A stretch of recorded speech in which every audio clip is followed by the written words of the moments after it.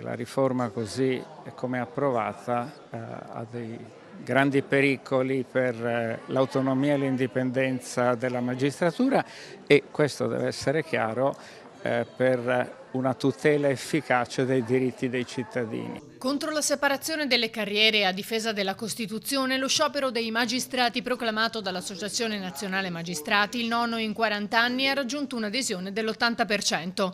Sono in tanti da tutto il Veneto, nella cittadella della giustizia a Venezia, per spiegare ai cittadini, come è avvenuto nel resto d'Italia, le ragioni del no alla riforma costituzionale della giustizia. E questa adesione molto importante serve a far capire che sono tutte frottole quelle che parlano di un'associazione in crisi e non rappresentativa ed è molto importante che ci sono tantissimi magistrati giovani e questo significa che c'è la consapevolezza e la preoccupazione. I cittadini che osano i magistrati devono sapere cosa sta accadendo. Quando io leggo i commenti sulle pagine Facebook mi rendo conto che loro credono che noi siamo davvero una casta, che lavoriamo poco, che guadagniamo tanto, tutte cose che non corrispondono alla realtà. È necessario che da parte nostra ci sia una divulgazione del messaggio, di far comprendere chi siamo davvero. Io sono convinto che se i cittadini sapessero davvero chi siamo, noi oggi non ci troveremmo con questa riforma. Non è uno sciopero di categoria, non è uno sciopero per difendere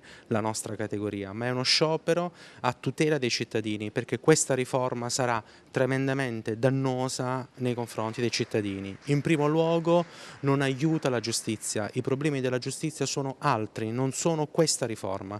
Si vuole separare il pubblico ministero dal giudice. Ebbene cittadini, nel momento in cui il pubblico ministero sarà separato dal giudice, diventerà un soggetto isolato, debole, fragile. Significa, in poche parole, che il pubblico ministero direttamente o indirettamente sarà influenzato dall'esecutivo.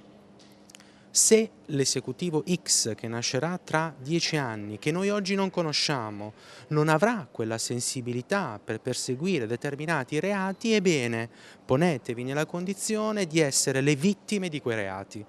Non avrete alcuna tutela o una tutela inferiore.